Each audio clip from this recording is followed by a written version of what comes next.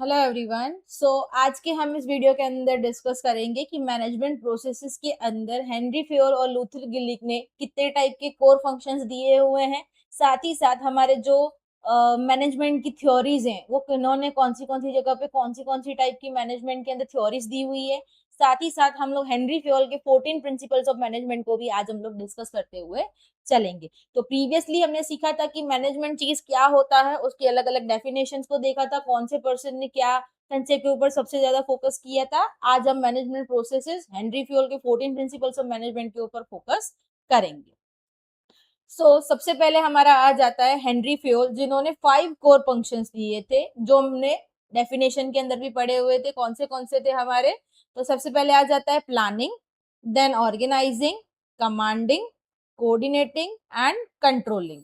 ये सभी लोग आप लोग +2 की क्लास में पढ़ के भी आए हुए हो। बहुत इजी है इसके अंदर देखना।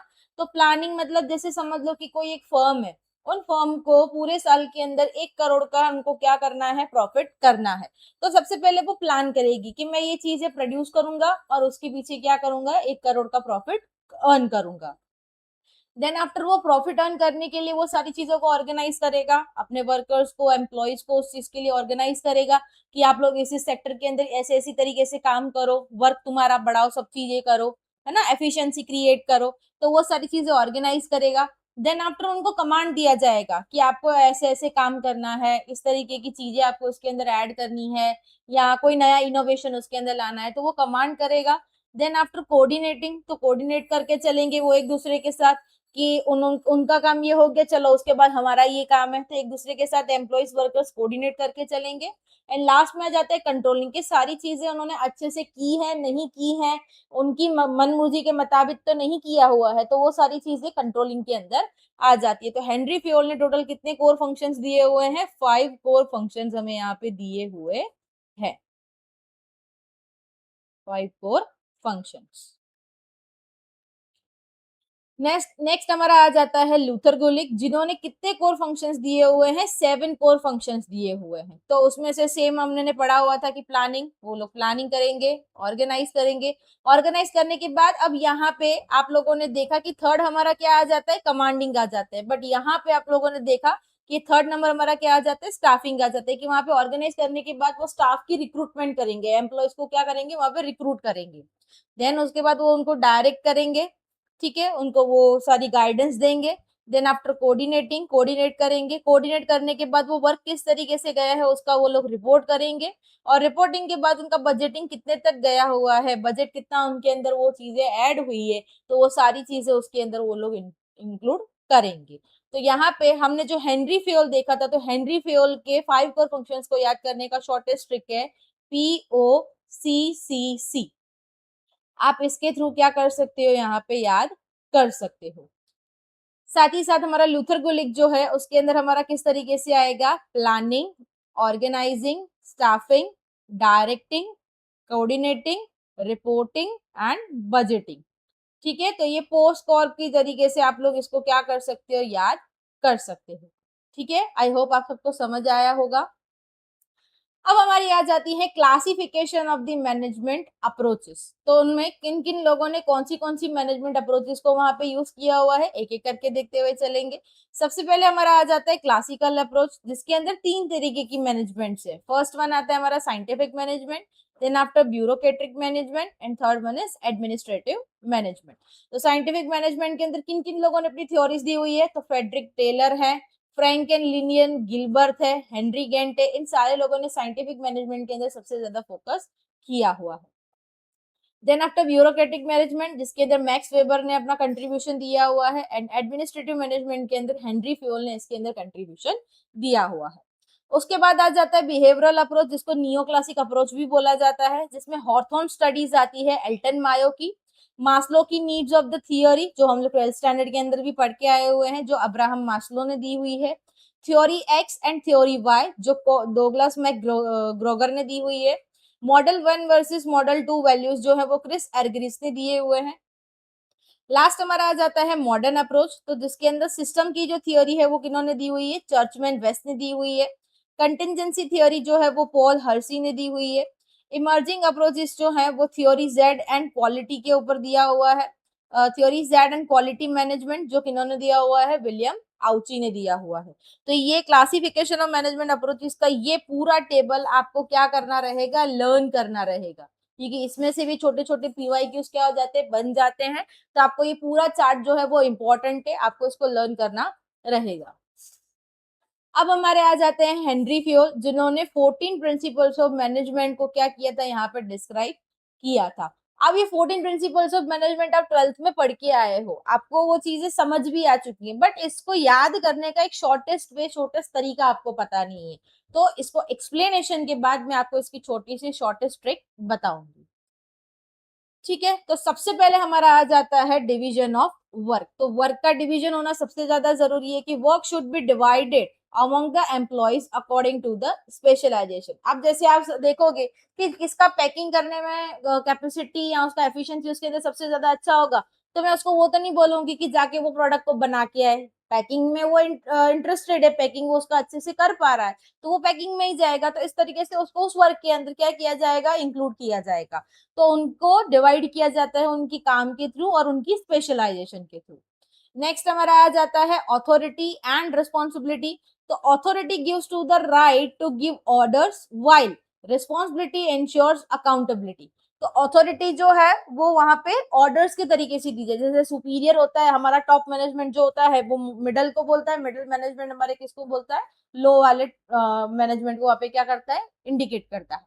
तो अथॉरिटी जो है वो ऑर्डर पास करने की वहां पे कैपेबिलिटी दिखाता है, और रिस्पॉन्सिबिलिटी जो है वो क्या दिखाता है, अकाउंटेबिलिटी। आपको कोई वर्क असाइन किया हुआ है, तो वो वर्क आपने सही से किया है नहीं किया है, वो सारी चीजें इसके अंदर अपने को रिस्पॉन्सिबिलिटी में दिखाई देती है। तो आप उस चीज के लिए अकाउंटेबल लो, वो चीज वहां पे शो करता है।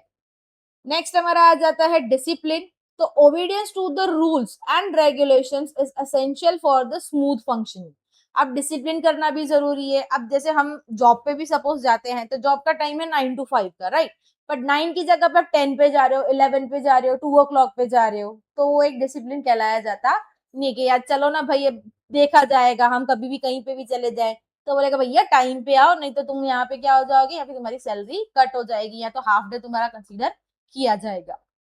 तो हमारा ओबीडियंस जो है रूल्स और रेगुलेशंस के रिलेटेड वो अच्छी तरीके से होना चाहिए, और ये होगा तो ही हमारा वर्क जो है वो एकदम स्मूथ वे के अंदर चलेगा। कोई अपनी मनमानी करके चलेगा तो कभी भी मैनेजमेंट या ऑर्गेनाइजेशन अच्छे से वर्क कर पाएगी नहीं। तो डिसिप्लिन होना सबसे ज्यादा जरूरी है। नेक्स्ट हमारा आ जाता है unity of command. So an employee should receive orders from one superior only. अब मान लीजिए कि हम एक फैक्ट्री के अंदर वर्क कर रहे हैं। अब वो फैक्ट्री के अंदर वर्क करने के अंदर वहां पे बहुत सारे सुपीरियर्स वहां पे बैठे हुए हैं, हर एक अलग अलग अलग अलग वर्क के लिए, ठीक है। बट वो एम्प्लॉय जो है वो जिस काम के लिए वहां पे रखा गया है, जिस वर्क के लिए उसको डिवाइड किया गया है स्पेशलाइजेशन के अकॉर्डिंग, तो उसको उसके ही सुपीरियर की तरफ से ऑर्डर्स मिलने चाहिए। अब वो पैकेजिंग वाला सुपीरियर होगा तो उसको उसकी तरफ से ही मिलने चाहिए। पर पैकेजिंग वाले एम्प्लॉय को अगर वो प्रोडक्शन वाला एम्प्लॉय आके कोई और ऑर्डर देता है, तो वो सही तरीके से उसका वर्क हो पाएगा नहीं। तो एक ही सुपीरियर की तरफ से वो ऑर्डर्स मिलने चाहिए, नहीं तो एम्प्लॉय को वर्क करने में क्या हो जाती है, दिक्कत आ जाती है, और वो सही से वहां पे अपना 100% वर्क दे पाता नहीं है। नेक्स्ट हमारा आ जाता है unity of direction. All activities should have one plan and one common objective. जो सारी हमारी एक्टिविटीज है उसका एक प्लान होना चाहिए और एक कॉमन ऑब्जेक्टिव होना चाहिए। जैसे एक फर्म हम लोग चला रहे हैं, ठीक है, तो फर्म का सबसे मेन कॉमन ऑब्जेक्टिव क्या हो सकता है कि हमें प्रॉफिट कमाना है, या हमें इतना प्रोडक्टिविटी करना है, हमें इतना टर्नओवर क्या करना है, बढ़ाना है। तो हर एक्टिविटी का एक प्लान होना चाहिए और उसका एक कॉमन ऑब्जेक्टिव होना चाहिए। तो वो एक डायरेक्शन पता होने की वजह से एम्प्लॉयज इजीली उस वर्क के अंदर क्या हो सकते हैं, इन्वॉल्व हो सकते हैं। नेक्स्ट हमारा आ जाता है subordination of the individual interest to the general interest. अब इसके अंदर ये बोला गया है the interest of the organisation should come before the individual interest. आप कहीं पे भी जहां पे भी आप वर्क कर रहे हो, तो वहां पे आपके इंटरेस्ट को इतना इंपॉर्टेंस नहीं देना है जितना कंपनी या फर्म या ऑर्गेनाइजेशन के अंदर रह के आपको उनके इंटरेस्ट को सबसे पहले क्या देनी है, प्रायोरिटी देनी है, प्रेफरेंस देनी है।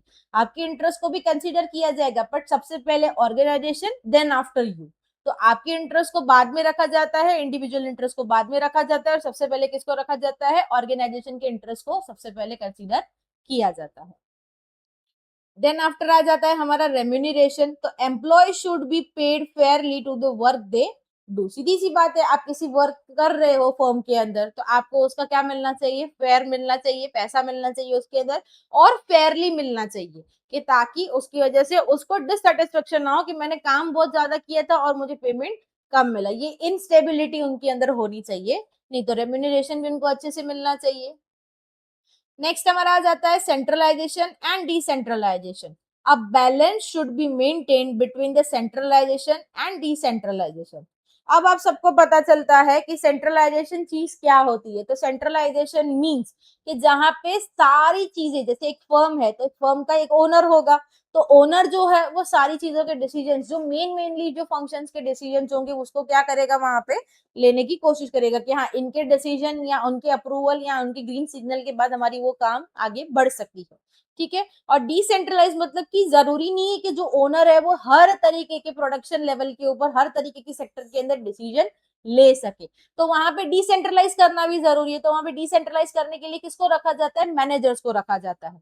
तो मैनेजर्स की होने की वजह से डिसेंट्रलाइज हो जाता है। और सेंट्रलाइज की वजह से जहां पे मेनली ओनर को या उनके हेड को लेने की जरूरत आती है डिसीजन, तो वो वहां पे इजीली ले सकते हैं। तो उसकी वजह से सेंट्रलाइज और डिसेंट्रलाइज दोनों चीजें अगर सेपरेट हो जाती है तो दोनों के बीच में बैलेंस बहुत अच्छी तरीके से वहां पे मेंटेन हो जाता है, कि वहां पे ऐसा भी नहीं लगता कि बहुत ज्यादातर क्या बोलते हैं ओनर उसके अंदर घुस रहा है, और उनको जो एम्प्लॉइज वहां पे वर्क करे तो उनको भी ऐसा फील नहीं होता कि हमें वहां पे इंपॉर्टेंस एज अ मैनेजर वहां पे दी जा रही नहीं है। तो सेंट्रलाइज और डिसेंट्रलाइज के बीच में एक बैलेंस बनाना सबसे ज्यादा जरूरी है।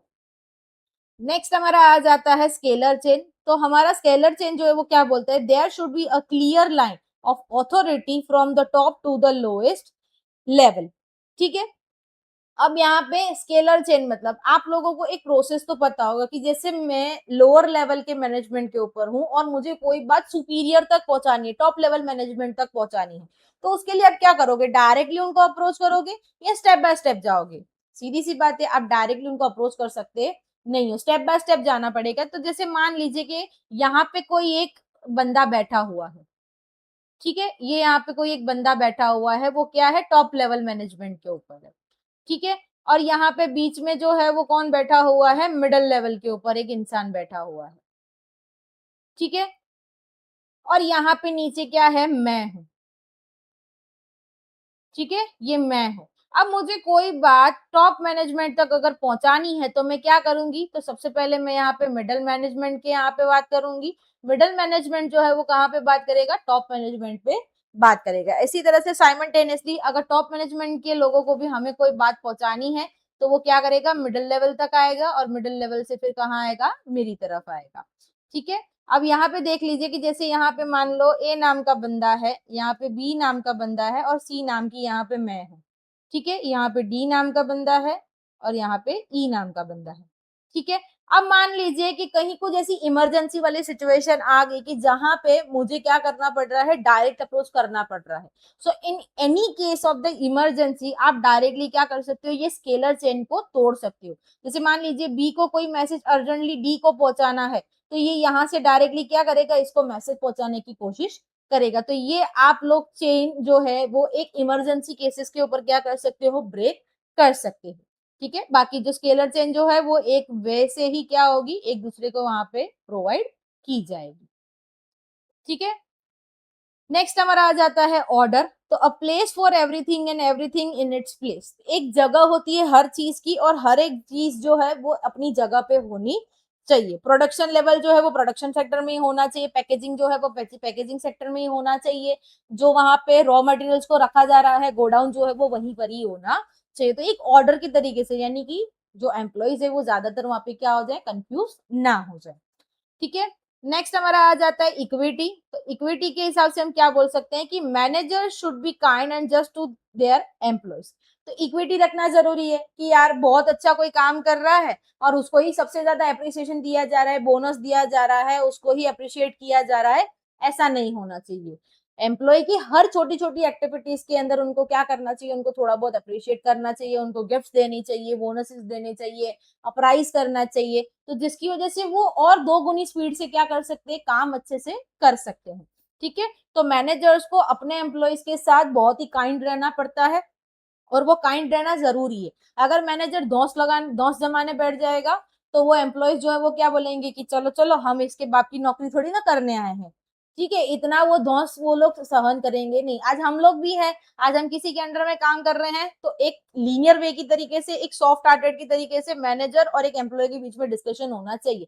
पर वो हद से ज्यादा अपनी मनमानी करने लगे, अपने आप को बहुत ज्यादा आई एम समथिंग बताने लगे, तो एम्प्लॉयज वहां पे खुश रहते नहीं है। और वो ज्यादातर क्या कर सकते हैं, वो फर्म को या ऑर्गेनाइजेशन को या वो ऐसे मैनेजर्स को डिच करने की पोजीशन पे आ सकते हैं। तो मैनेजर्स को बहुत ही काइंड रहने की जरूरत है अपने एम्प्लॉयज के साथ। नेक्स्ट हमारा आ जाता है stability of the tenure of personnel.